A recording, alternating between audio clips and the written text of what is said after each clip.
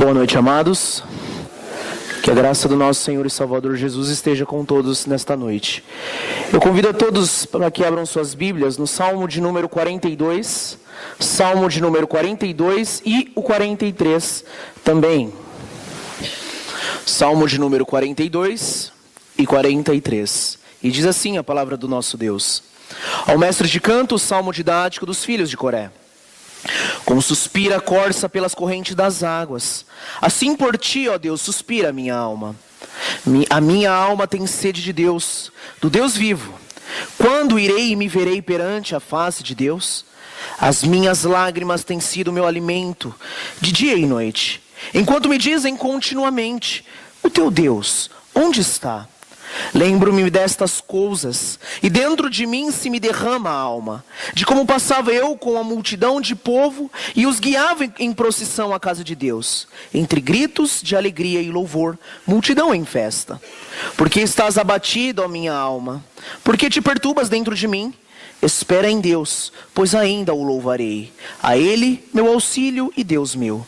Sinto abatida dentro de mim a minha alma. Lembro-me, portanto, de ti nas terras do Jordão, e no monte Hermon e no outeiro de Mizar. Um abismo chama outro abismo. Ao fragor das tuas catadupas, todas as tuas ondas e vagas passarão sobre mim. Contudo, o Senhor, durante o dia, me concede a sua misericórdia, e à noite comigo está o seu cântico, uma oração ao Deus da minha vida.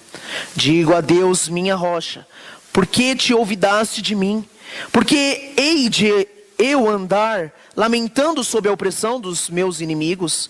Esmigalham-se-me os ossos quando os meus adversários me insultam, dizendo: o teu Deus, onde está?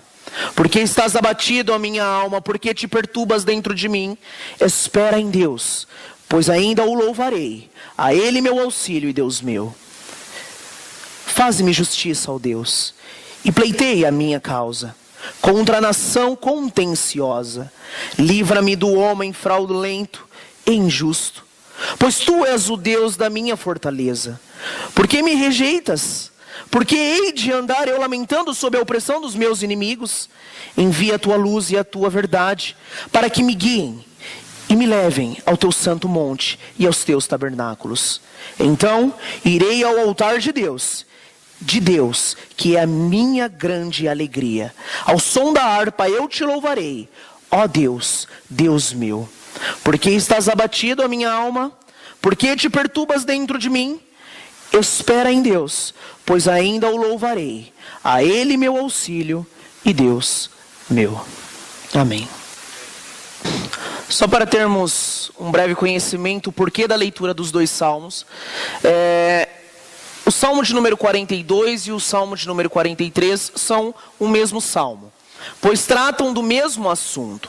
É o mesmo salmista que o compõe em louvor a este Deus, no meio de aflição, no meio de um momento em que a sua alma está totalmente angustiada.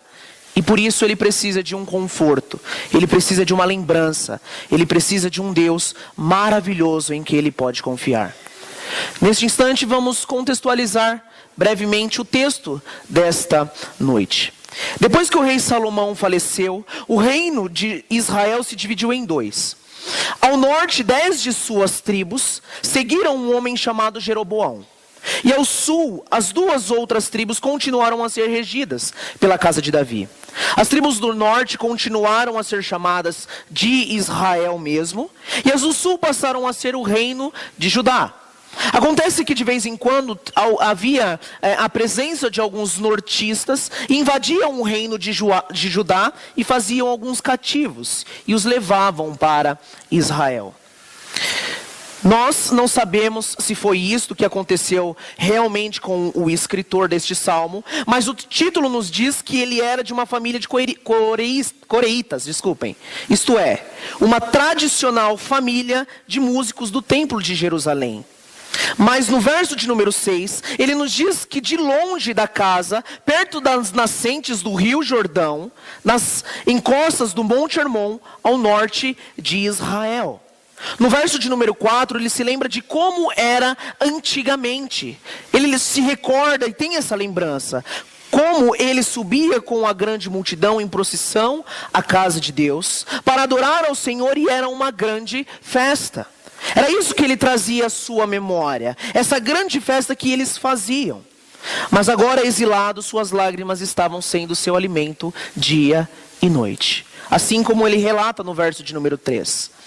Às vezes, embora não deixasse de orar, cantar louvores ao seu Deus, ele se sentia como se Deus, o Deus que era a sua rocha, o seu amor, o havia esquecido dele.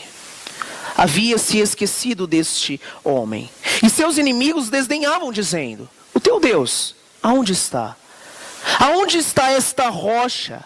Aonde está este Deus que você falava que era totalmente o seu auxílio e conforto? Então ele se sentia terrivelmente abatido emocionalmente, a ponto de sentir como se seus ossos estivessem sendo esmagados. A dor era tão intensa que ele sentia os seus ossos sendo esmagados. Mas em meio a tudo isto, ele não perde a esperança. Em meio a tudo isso, ele conversa consigo mesmo e se encoraja dizendo: por que estás abatido, a minha alma? Por que te perturbas dentro de mim? Espera em Deus, pois ainda o louvarei, a Ele, meu auxílio e Deus meu. Um filho de Deus cheio do Espírito Santo, mas abatido e triste. Quem aqui de nós nunca nos sentimos assim? Quem aqui de nós nunca teve uma tristeza a ponto de se sentir tão mal, mas tão mal, de pensar que desta noite eu não passo, de pensar que tudo acabou, tudo se foi, não há mais sentido de vida? Eu acho que todos nós já passamos por isso. E se você não passou, eu tenho uma triste notícia para te dizer: você vai passar. Como já mencionado em uma das últimas pregações que eu fiz aqui com vocês, a descrição mais simples que temos a respeito dos Salmos é de que são uma espécie de anatomia da alma. Este livro riquíssimo de ensinamentos para o tratamento do nosso próprio coração. Se você quer crescer espiritualmente, se você quer se alimentar de forma muito boa, vamos colocar assim, medite nos Salmos, se deleite, coloque o seu coração nestes salmos. Você vai ver salmos de exaltação, salmos de humilhação, salmos de todo tipo de espécie de sentimentos pelo qual você passa em sua vida. Mas sempre resultando e resumindo: confiança em Deus. Coloque toda a sua confiança neste Deus. Só ilustrando, Salmo de número 37, no verso 4. Agrada-te do Senhor e Ele satisfará os desejos do teu coração. Entrega o teu caminho a Ele e o mais Ele fará. Tudo se resume em Deus. Coloque a sua esperança, o seu coração totalmente neste Deus. Ele é um livro inspirado de oração e louvor ao Deus ali em Israel. É um livro totalmente verdadeiro e não abstrato. Não é um livro de contos, não é um livro que contém experiência humana, o que eu acho que tem que ser, como é que tem que agir ou coisas assim do tipo, não. São pessoas totalmente abatidas, mas pessoas que totalmente tinham uma confiança e uma vida plena neste Senhor. Pessoas que verdadeiramente eram fortalecidas por este Deus. Verdade que está fortemente pregada nas emoções do Salmo de número 42 e 43. Anseios, sofrimentos, tudo do que o povo de Israel passava ali. O Salmo de número 42 e 43 é mais um profundo momento em que uma alma nobre luta com os seus problemas e consigo mesma. E mais uma vez, nesta noite, meu desejo é de que, assim como nós, em momentos de tristeza, temos sede de algo para nos confortar, sede de algo para nos amparar, sede de algo para nos reanimar e vencermos as nossas lutas e aflições cotidianas. Aprendemos com alguém não diferente de nós, mas que encontrou fortaleza em alguém capaz de transformar a minha vida, a sua vida, a nossa tristeza em vitória e alegria eterna. Este é o Deus pelo qual você veio aqui adorar nesta noite. Este mesmo Deus que era por Jacó, era por Davi, era por Abraão. É um Deus fiel, um Deus verdadeiro, que não ampara, não deixa de amparar os seus filhos. É um Deus que nos ama, é um Deus que cuida de cada um de nós. Esse é o resumo deste salmo. Se você quer vencer, tirar e se confortar em algo que vai te trazer alegrias eternas, resumindo, Deus é a sua rocha. O nosso primeiro ponto desta noite está no verso de número 1 ao verso de número 5. Onde nós vemos o anseio pelo Deus majestoso. O anseio por este Deus grandioso. Nós lemos que como suspira a corça pelas correntes das águas, assim por ti, ó Deus, suspira a minha alma. Iniciamos este ponto ressaltando o fato de que encontramos primeiramente o salmista com um ardente anseio, um intenso desejo por Deus. Assim como a corça se esforça incansavelmente para chegar às águas, até onde saciará a sua sede, o salmista aqui de igual modo usa isso para dizer o quão intenso é o desejo por Deus e a sua vontade de participar da peregrinação ou aí da nação de em Israel, em Jerusalém. Lembram? Ele estava sendo preso, ele estava ali com homens que fizeram dele cativo, e ele se lembrava de quando ele adorava no templo. Quando ele colocava o seu coração, toda a sua adoração naquele templo, ao Deus de Israel. Só que agora, exilado, preso, ele vendo aqueles homens, seu choro, suas lágrimas, sendo o seu alimento dia e noite, ele se lembrando disso, ele começa a chorar, ficar entristecidos. E homens ali presentes perguntam: cadê o seu Deus? Aonde ele está? Como pode um Deus que é grande e majestoso, criador dos céus e da terra, deixar um filho desamparado? Mas pode sim. Em diversos lugares das Escrituras, nós vemos homens praticamente no mesmo estado que o salmista estava aqui. Homens que diziam: eu não posso, eu não consigo. Lembram de Moisés? O que eu vou falar, Senhor? Fale que o eu sou te enviou. Nada vem de nós. E é por isso que o salmista ilustra isso. Coloque o seu anseio assim como a corça suspira pelas águas. Coloque o seu anseio por este Deus majestoso. A minha alma tem sede de Deus, do Deus vivo. Lembram? O salmo é uma espécie de anatomia da alma. Não é preciso falar com a nossa alma de vez em quando? Eu preciso de Deus, eu preciso ir à casa dele. E é principalmente nestes momentos de tristeza, choro e angústia, aonde eu sei que eu não posso aguentar sozinho, aonde eu sei que se eu me alimentar apenas das minhas lágrimas, eu não vou aguentar. É por isso que eu preciso do Deus, do meu Deus, Yahvé, o meu Senhor, que me deu totalmente alegrias eternas. Observem comigo como o salmista cita os elementos mais essenciais da vida física. Ele suspira o ar, né? Fala do ar, suspira. Ele fala da água no verso de número 2. Ele fala do alimento. Mas destaca que sem a adoração, no verso de número 4, lembro-me destas coisas e dentro de mim se me derrama a alma. De como passava eu com a multidão de povo e os guiava em procissão à casa, entre os gritos de alegria e louvor em multidão em festa. Aqui ele nos mostra que nada da vida física, nada isso pode suprir a necessidade que temos de Deus. Nada pode tapar esta falta de adoração. Não, mesmo ar, mesmo água, mesmo alimento, nada pode suprir a nossa adoração. Nós precisamos deste Deus. A fome e a sede são imagens usadas constantemente para ilustrar o anseio pela busca da comunhão com Deus. Não adianta você colocar o seu coração, quando você está triste, em alegrias passageiras.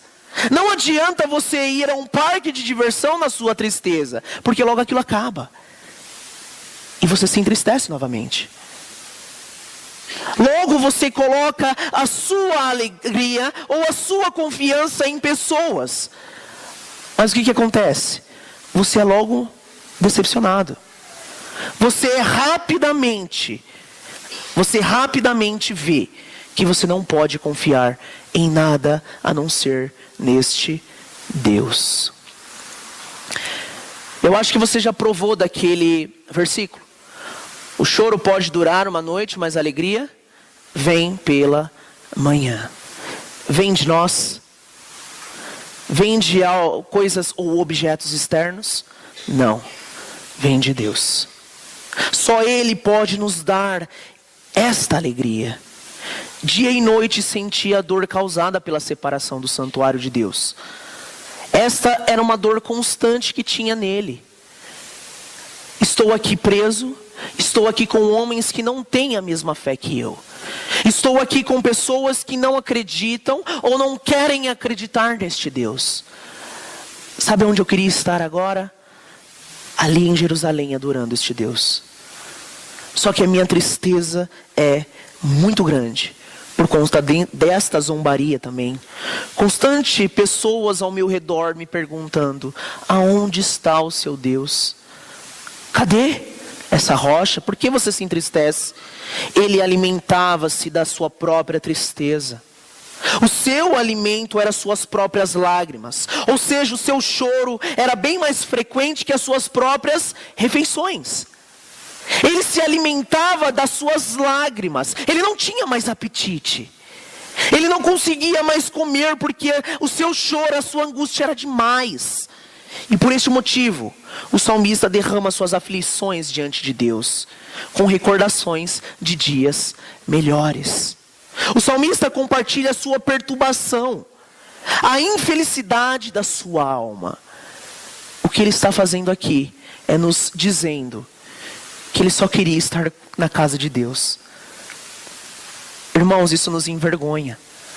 Porque às vezes não sempre, temos a grande oportunidade de estarmos aqui, dentro dessas paredes, uns com os outros em comunhão, e ouvindo a palavra dele.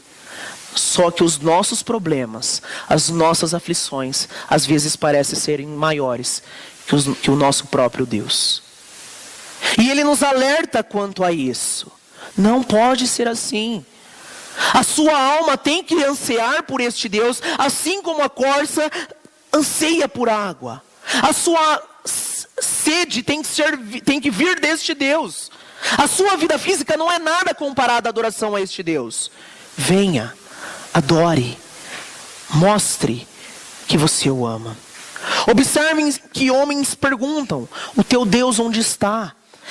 Era muito comum os gentios idólatras fazerem esse tipo de pergunta ao povo de Israel. Mas no entanto, esta pergunta nos indica que o escritor provavelmente era um homem consagrado ao Senhor.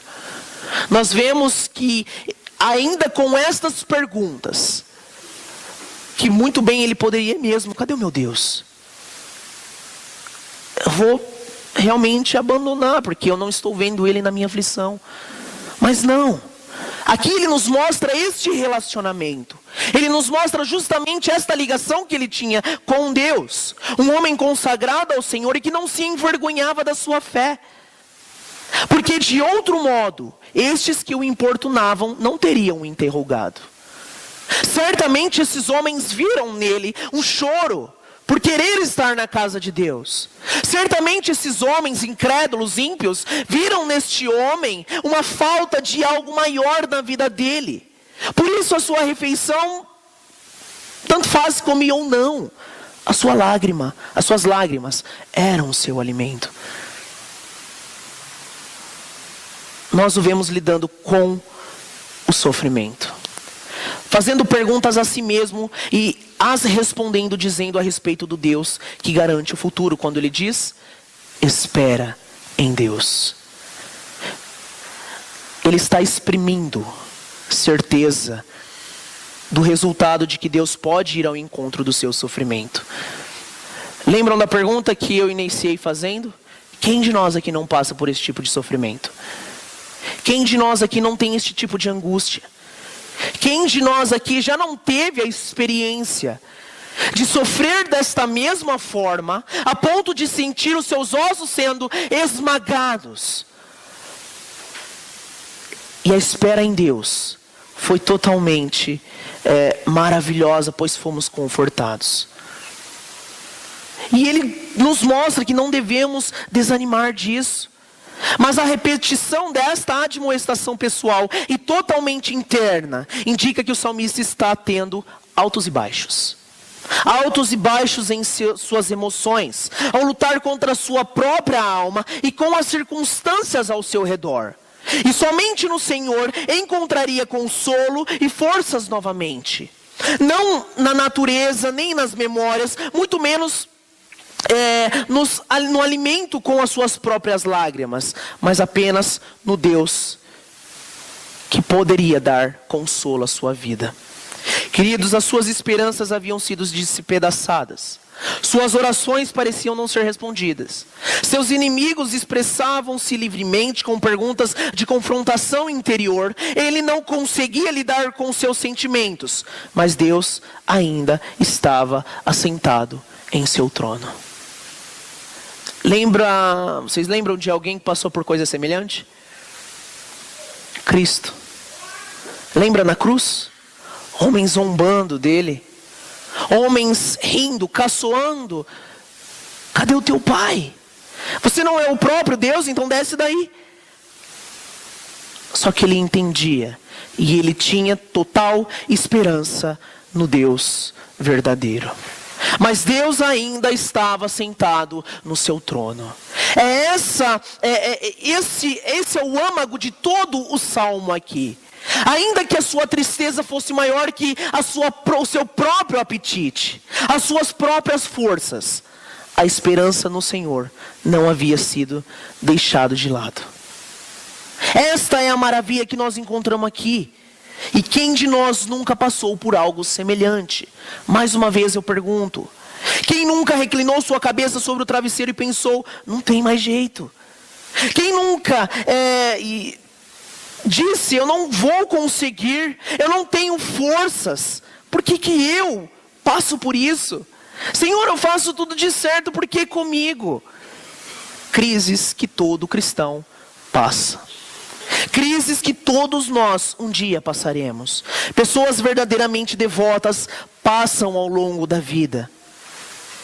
E algo bem claro que nos últimos tempos temos lutado contra e encontramos em pessoas diversas dentro da igreja é a famosa depressão.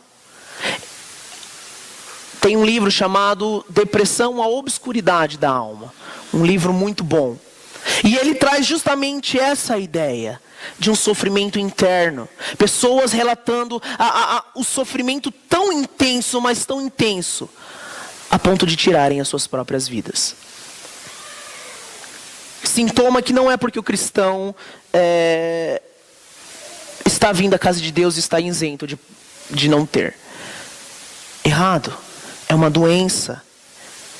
E olhem o salmista, olhem a sua declaração. Por que estás abatida, ó minha alma? Ele estava passando por um tipo de depressão espiritual aqui. Ele estava tendo um tipo de sofrimento. Ele estava passando por uma angústia que nem ele mesmo era capaz de suportar sozinho.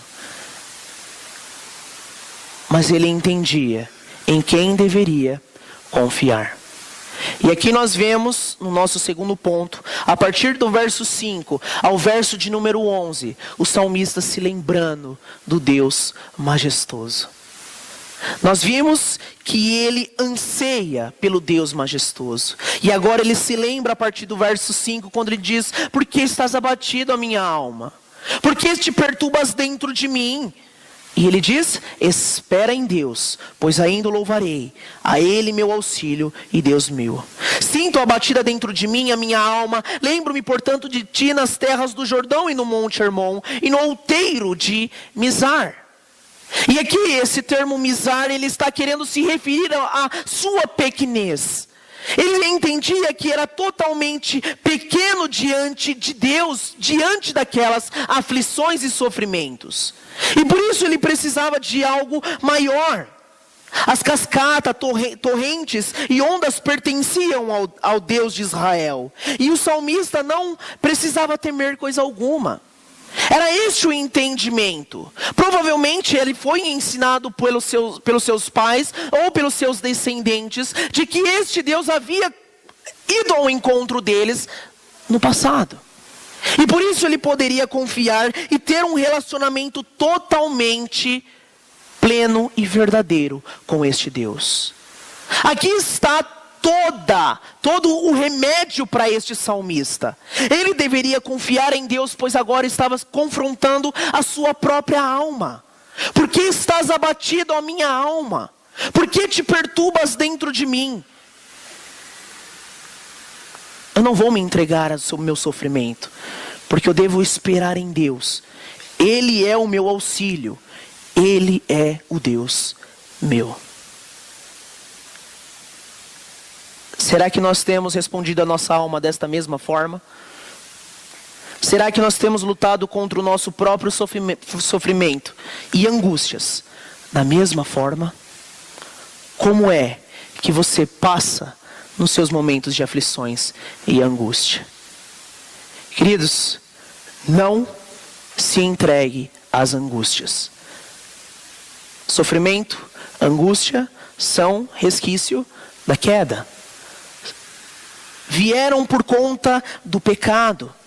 E este homem deveria entender isso. Ele entendia isso por saber que a sua rocha era Deus.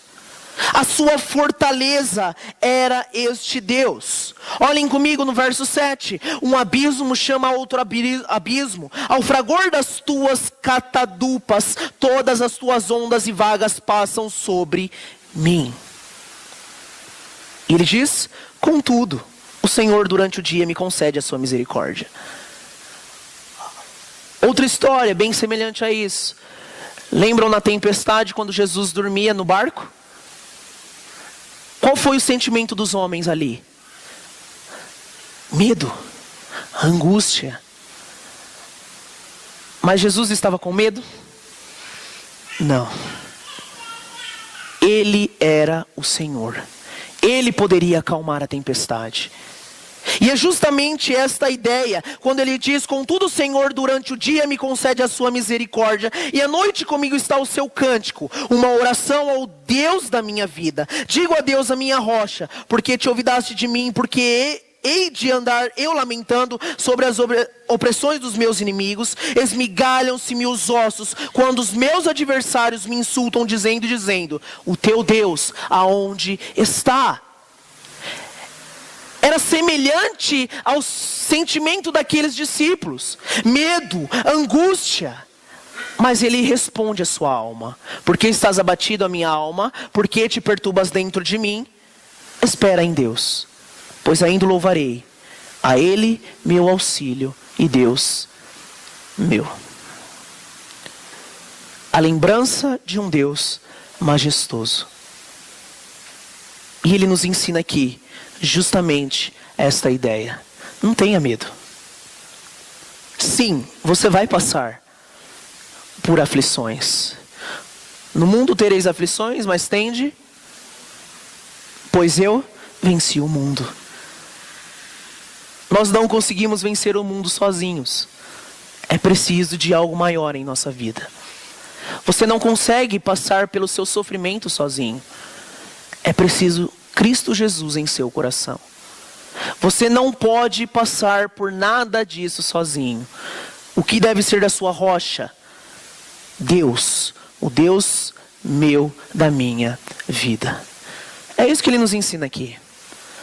O seu sofrimento está pautado em Deus. O seu sofrimento pode vir por esperanças adiadas. Às vezes o seu sofrimento pode vir por insatisfações que vêm do seu próprio coração. Já ficou triste por não receber algo? Já perceberam que sempre o nosso coração nunca está satisfeito com as coisas? Você pede para Deus algo: Senhor, me dê um apartamento, eu preciso de um apartamento, estou casando agora, e Ele te concede um apartamento de tantas petições. Só que daí você precisa de agora um carro, porque esse apartamento fica longe da cidade. E Ele te concede um carro depois de tanto pedir. Ah, Senhor, eu tenho vizinhos que não gostam que os meus filhos pulem no apartamento. Me dê uma casa. Resumindo a história, nunca termina. Nunca para. Você nunca está satisfeito. E quando você não recebe isso, o que rapidamente você tem? Angústia, sofrimentos. A sua alegria às vezes está pautada nessas coisas. E o salmista nos adverte dizendo: não, espera em Deus, pois ainda eu o louvarei.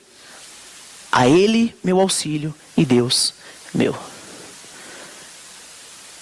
Não confie no seu coração. Se Deus te deu, bendito seja o nome dEle. Se Ele não te deu, bendito seja o nome dEle da mesma forma. Coloque a sua esperança neste Deus. Coloque o seu sofrimento nos pés de Cristo Jesus. Sabe qual é a diferença que nós temos do mundo? Que nós sabemos disso. E se você não coloca a sua esperança, o seu sofrimento, as suas angústias em Cristo Jesus, você se sente muito, mas muito mal. Fale com a sua alma. Mostre que ela precisa de Deus. Mostre que ela precisa desta rocha magnífica que é Cristo Jesus. O nosso terceiro ponto é justamente a confiança neste Deus majestoso. E nisso nós encontramos a partir do verso 1 ao verso 5 do 43, do Salmo de número 43, quando ele diz: faze-me justiça, ó Deus, e pleiteiai a minha causa contra a nação contenciosa. Livra-me do homem fraudulento e injusto, pois tu és o Deus da minha fortaleza. Por que me rejeitas? Por que hei de eu andar lamentando sob a opressão dos meus inimigos? Envia a tua luz e a tua verdade para que me guiem e me levem ao teu santo monte e aos teus tabernáculos. Então irei do altar de Deus que é a minha grande alegria. Ao som da harpa eu te louvarei, ó Deus, Deus meu. Porque estás abatido a minha alma? Porque te perturbas dentro de mim? Espera em Deus, pois ainda o louvarei, a Ele, meu auxílio e Deus meu. O cenário muda outra vez aqui. Enquanto a alvorada anuncia amanhã, e lembra o salmista da luz e da verdade de Deus, como nós vemos no verso 3. O Senhor conduziu Israel do Egito até a terra prometida, com uma coluna de nuvem durante o dia e uma coluna de fogo durante a noite. Da mesma forma, sua luz e sua verdade, ou seja, a sua fidelidade, levariam o salmista de volta a Jerusalém. O exilado aqui, este homem inocente, seria justificado diante de seus acusadores e salvo daquela nação ímpia. Somente o Senhor era a sua fortaleza, a rocha da sua salvação. Como nós vemos ele destacando no verso de número 9. E logo o seu desespero seria substituído pela alegria. Ele sabia que este sofrimento resultaria numa alegria plena e verdadeira. Algo maior que nós não conseguimos sozinhos. Não há coisa ou objetos externos que encontramos neste mundo que nos traz a alegria maior que este próprio Deus pode nos dar. E ele entendia verdadeiramente isso. Ele entendia que o seu desespero seria substituído por alegria. Ao confiar no Senhor, o povo de Deus deve lembrar que a sua bondade e misericórdia sempre os seguirão. Lembram do Salmo de número 23? Bondade e misericórdia certamente me seguirão todos os dias da minha vida, e habitarei na casa do Senhor para todo o sempre. E este o sempre significa vida eterna. Este o sempre significa algo que nós não conseguimos encontrar neste mundo. E que a luz e a verdade os conduzirão. O santo monte de Deus é o Monte Sião, onde ficava o santuário de Deus, o lugar onde ele habitava. Lembram? O salmista aqui está preso. Ele está totalmente angustiado. E essa sede é por adoração a Deus.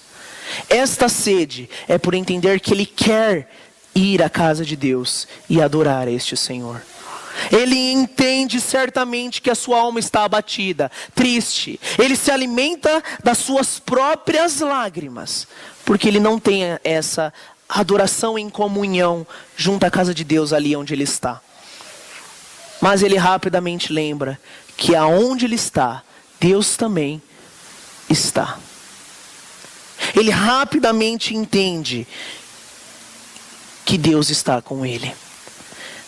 Porém, o salmista não exulta simplesmente em ser libertado de seus inimigos e em voltar à sua terra natal, mas também no próprio privilégio de visitar o altar de Deus, em lhe oferecer sacrifícios e em louvar ao Senhor.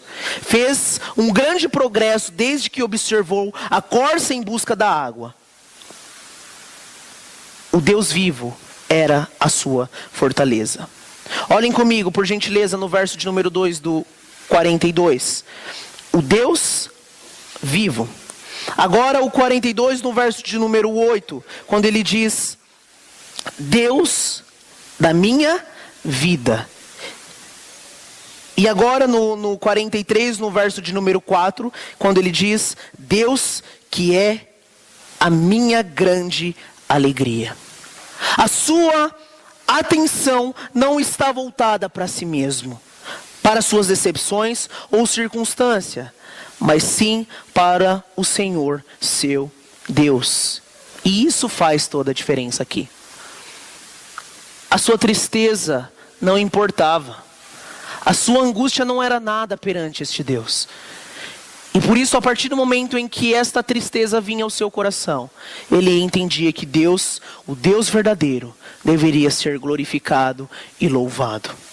O refrão no verso de número 5, no capítulo 40, de número 43, não deve ser lido com a mesma voz abatida que no 42, no verso 5 e 11. Pois a fé em Jeová mudou tudo. A fé neste Deus, Senhor, verdadeiro, o Deus da aliança, o Deus verdadeiro, ele entendia que a espera em Deus, este termo auxílio, que pode ser traduzido por saúde, mostra que agora ele estava sendo confortado. Agora, olhando para a sua própria alma e respondendo a ela que Deus era o seu auxílio, a sua rocha, a sua fortaleza, o Deus dele, ele tinha saúde agora. E ele entendia que de onde ele estava, ele poderia adorar a esse Senhor. Queridos, sabe o que nós aprendemos com isso? Será que nós temos sede como este salmista teve deste Deus? Será que o nosso anseio pela adoração a este Deus tem sido tão intenso como este homem teve? Será que os nossos sofrimentos, as nossas angústias, as nossas dificuldades têm sido maior que o nosso próprio Deus ou a adoração a Ele? Será que o nosso tipo de sofrimento e doença pelo qual nós passamos por seres limitados, seres que necessitam de algo maior em sua vida, tem deixado isso tomar conta da adoração de Deus? Será que nós nos lembramos nos momentos de tristezas e dificuldades que este Senhor é maior que qualquer coisa em nossa vida? Até mesmo as nossas próprias necessidades físicas. Será que este Deus tem sido a nossa rocha e fortaleza em toda a nossa vida? E a última pergunta: será que você já teve a experiência de provar e ver que o Senhor é bom? É isso pelo qual o salmista chama a nossa atenção aqui. Não diferentemente dele nós somos. Você passa pelos mesmos tipos de tristezas e sentimentos que ele passou aqui. Você tem tristeza, você tem angústia, você tem sofrimento, você já chorou na calada da noite. Você já colocou o seu travesseiro dizendo que você não ia conseguir mais. A sua cabeça sobre o travesseiro. Você já se deitou e disse: Senhor, me tira deste mundo, porque eu não quero mais estar aqui. Senhor, me leva logo para junto de Ti. Senhor, me tira desse sofrimento, tira essa angústia do meu coração. Certamente um dia você já disse isso. Só que Ele nos ensina que o nosso sofrimento não é maior do que Deus. Em diversos momentos, em diversos relatos que encontramos nas Escrituras, vemos homens passando pelo mesmo tipo de problema. Pelos mesmos sentimentos. Mas homens que verdadeiramente confiaram no Deus de Israel. Sabe o que é preciso para a gente provar e ver que o Senhor é bom? A ponto de olhar para a nossa alma e dizer por que ela está triste, sendo que a nossa adoração tem que vir neste Deus, sendo que ela tem que esperar em Deus, sendo que ela tem que louvar a Ele e entender que Ele é o auxílio verdadeiro da vida. Para dizermos isso à nossa alma, é preciso um relacionamento com este Deus. É preciso você olhar e dizer: Senhor, eu te amo. O nosso problema é que muitas vezes fazemos as coisas de forma mecânica. Estamos na casa de Deus, temos já um tipo de oração. Quando você começa: Senhor, nosso Deus, nosso Pai, mas você se esquece de que Ele é um Pai. E o relacionamento com Ele deve ser totalmente íntimo. Papai. É isso que significa Abba Pai. O Senhor Deus é o nosso Pai. Portanto, nós confiemos nele. Coloquemos o nosso totalmente coração, a nossa confiança, as nossas angústias, a nossa tristeza, entendendo que Ele é maior que qualquer coisa que temos em nossa vida. Que o Senhor assim nos abençoe. E Ele todos os dias da nossa vida seja a nossa rocha. E assim como Cristo Jesus também, ali na cruz foi caçoado, ali na cruz passou por diversas dores, nós, em nossas pequenas dores da vida, venhamos a esperar em Deus, confiar em Deus e entender que Ele é o nosso auxílio na noite em que dormimos tristes, abatidos, e na manhã que acordamos alegres com este Deus em nosso coração. Que o Senhor então assim nos abençoe todos os dias da nossa vida, aplique a sua palavra em nosso coração. Amém.